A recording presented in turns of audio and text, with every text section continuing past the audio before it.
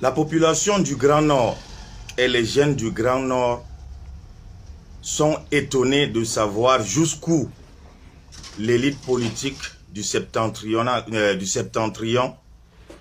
et leurs acolytes farfadés de la majorité présidentielle issue du Grand Nord sont capables de faire. Jusqu'où cette élite est prête à nous pousser dans nos derniers retranchements.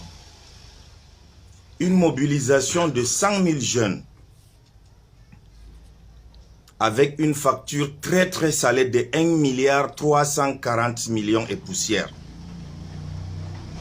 Juste pour une mobilisation pour appeler la candidature de leur président du parti.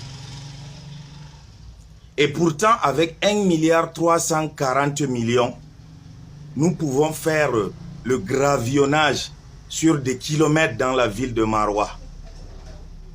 Nous pouvons également financer les projets des jeunes. 500 jeunes, de jeunes entrepreneurs qui sont en activité, mais qui sont en manque de capital pour le démarrage.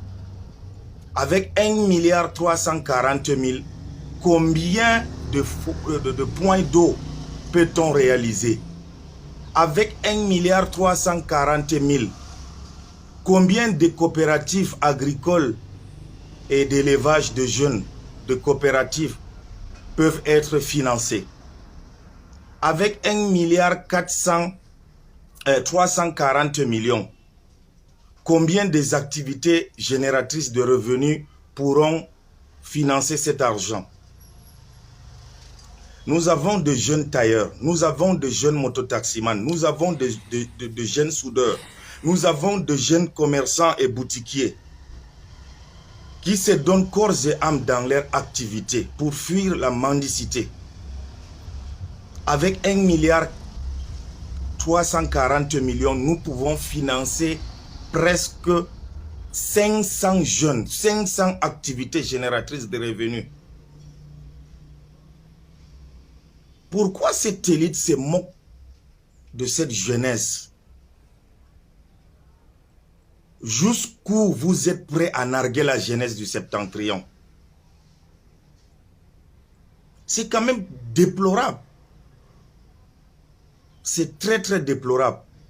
La même situation s'est produite ici lors du dernier meeting du FSNC de Issa Chiroma.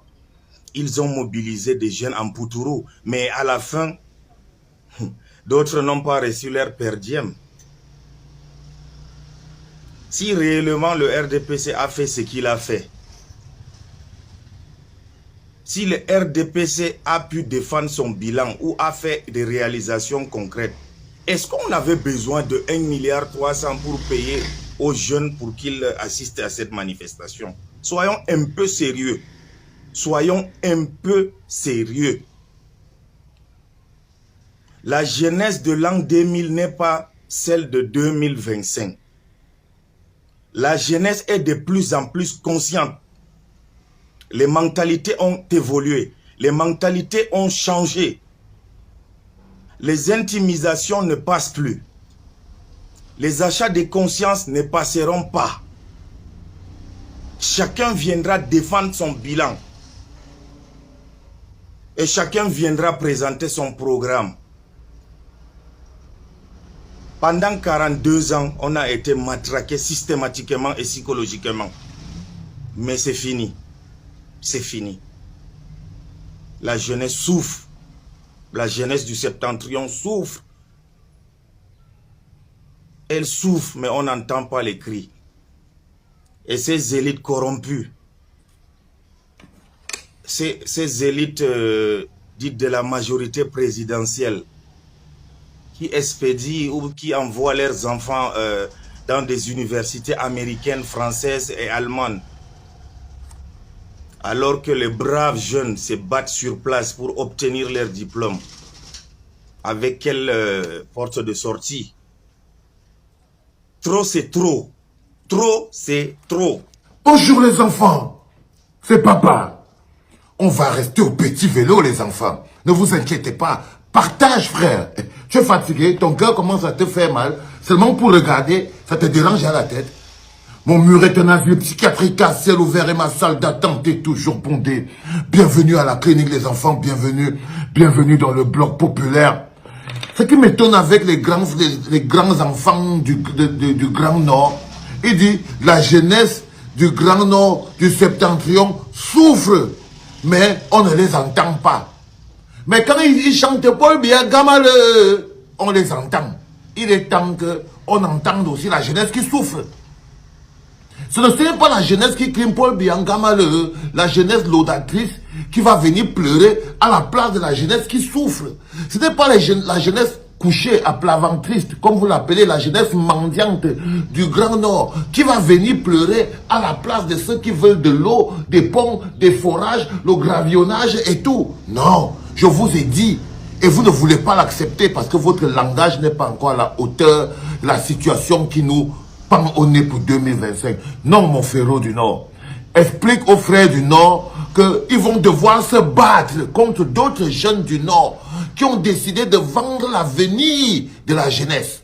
C'est comme ça qu'il faut leur expliquer ça. Et il ne faut pas dire, oh, nos élites, les élites. Charles Ateba, il me disait souvent à moi, Charles Ateba, il était mon ami, hein? Il me disait souvent, Vasseur, le problème du Cameroun, ce sont les élites. Ce sont les élites, elles sont menteuses, elles sont prévaricatrices, elles sont voleuses. Elles ont un poste qu'on ne connaît pas, qui c'est qu'on appelle élite. Si tu cherches dans l'administration du Cameroun, tu cherches qu'est-ce qu'on appelle élite. Qu'est-ce qu'on appelle élite? Tu vas trouver que c'est le pont qui existe entre les populations de chaque village et Pomba. C'est-à-dire que Pomba a décidé qu'il ne va pas s'approcher du peuple camerounais. Il ne va pas s'approcher des populations. Il ne va pas s'approcher des problèmes quotidiens des Camerounais. Paul Biya ne connaît rien des problèmes des Camerounais. Entre lui et les Camerounais, il a mis ce que vous appelez les élites. C'est eux qui viennent prendre vos doléances pour aller donner à Pomba. Et quand Pomba vous donne un peu d'argent, vous venez lui donner, vous venez donner pas. Comme ça là, quand Pomba ne fait pas le travail, il dit que le problème ce sont vos élites. Il n'y a rien de pire, cette fabrication purement pombaïque, parce que les élites, c'est les fabrications du RDPC. C'est les postures du système néocolonial. C'est un mécanisme de conservation de pouvoir. C'est une création liée à la conservation de pouvoir. Et il n'y a pas plus dangereux dans un système comme le nôtre que les élites. Et Dieu fait, on en a eu beaucoup. Elles sont corrompues. Elles mentent comme elles respirent. Parce que les élites ont pour but, d'assurer à Paul Biya qu'ils sont bien à leur place. Et de vous assurer à vous que vous avez la chance que Paul Biya a eu, lui, pour pouvoir vous aider enfin vous. Au final, vous voyez un grand endroit comme l'extrême nord. Tu as les partis, ça c'est-à-dire que Paul Biya a le FNCC qui fait la campagne pour Paul Biya. Lui-même, il ne vient pas. Son Chinda, qui est élite là-bas, c'est Issa Chiroma Bakari. Issa Chiroma Bakari a aussi quelques petites élites avec lui. Leur travail, c'est de museler les pauvres et leur faire comprendre que l'eau de la rigole que boivent les chèvres est aussi bonne pour les êtres humains. C'est le travail de Issa Chiroma Bakari et des élites du Nord, du FNCC. Leur travail, c'est de faire comprendre que Paul Biya est tellement gentil qu'il a laissé quelques flaques d'eau pour que vous discutez ça avec les chèvres dont il a quand même un bon cœur. Tu vas voir les élites comme les Bello Bouba Maïgari, élites du Grand Nord toujours. Même chose, leur travail c'est de contrôler, ils sont comme si c'était les bergers qui contrôlent l'enclos des moutons. C'est-à-dire que c'est comme si tout le peuple du Grand Nord, vous comprenez donc pourquoi les gens disaient que les moutons du Nord. C'est comme si tout le peuple du Grand Nord, ils sont là, et eux ils sont les bergers. Les grands bergers qui encerclent les populations du Grand Nord dans des petits, on appelle ça comment? Les petits enclos comme ça là, tu vois. Il y a l'enclos MDR, c'est l'enclos de Antargasaga, ou je sais pas trop, il avait son enclos, l'enclos MDR. D'un côté, vous avez l'enclos UNDP, c'est l'enclos qui est tenu par l'élite Issa Chiroma Bakari. De l'autre côté, tu as l'enclos FNCC, c'est l'enclos qui est tenu par je ne sais pas trop qui. Après, tu as l'enclos UNDP, et ils sont assis là, ils maintiennent toute la population du Septentrion dans la misère et le mensonge. À côté de maintenant, vous avez les élites RDPC. Donc voilà tout un peuple qui est pris en otage par des élites prévaricatrices et voleuses. C'est-à-dire que là maintenant, après au-delà de tout, vous avez maintenant les élites RDPC C'est-à-dire que depuis le président de l'Assemblée nationale, son directeur de cabinet, le président du Conseil économique et social à Yang-Luc, tu regardes les Lamido, les Lamida, les Djoro, ils sont là, leur travail, ils sont tous au service de Paul Biya. Pourtant, ils partent prier. Ils vont là. Vous voyez pourquoi ils vous disent que quand vous entrez à la mosquée ou bien à l'église, il faut savoir ce que vous allez chercher là-bas. Parce que ça veut dire que Dieu ne vous aime pas. Ça veut dire que Dieu ne vous aime pas. Dieu aime vos élites. Vous faites tout pour que vos élites continuent de se goinfrer. Un gars comme Ayang, le président du Conseil économique et social des milliards, on te demande que ça sert à quoi au Cameroun, tu n'en sais rien.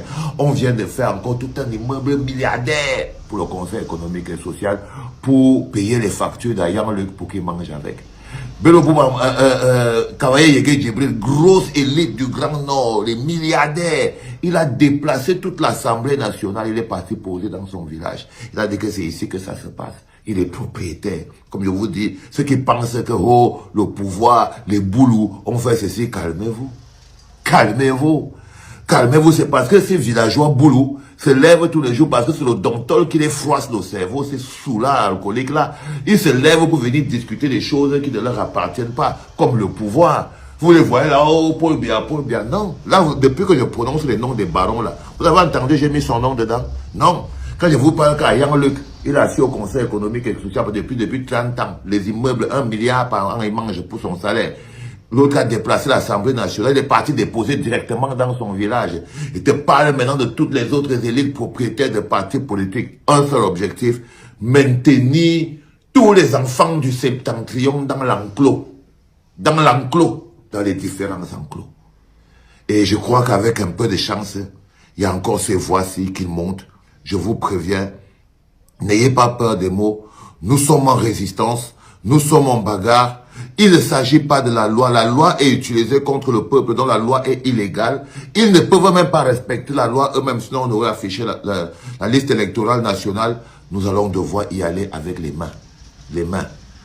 Les nordistes contre les nordistes, les sudistes contre les sudistes, les Camerounais contre les Camerounais. Ça va être un diapsage de toutes les qualités. Mais il faut déjà que ce soit clair dans vos esprits. On ne pourra pas le faire autrement. Ce ne sont pas les Tchadiens, les Centrafricains et les Marocains et tout ça qui menacent le pays en ce moment. C'est les Camerounais. C'était papa, les enfants. Ouais. Comment tu peux aussi regarder une vidéo sans t'abonner? Abonne-toi! Surtout clique sur la cloche de notification. Ça, c'est la page de Buzz. Si tu veux être au courant des buzz et toutes les actualités au 237, abonne-toi et clique sur la cloche de notification. Partage aussi pour m'encourager. Surtout, si tu as quelque chose à dire, papa, lâche un commentaire.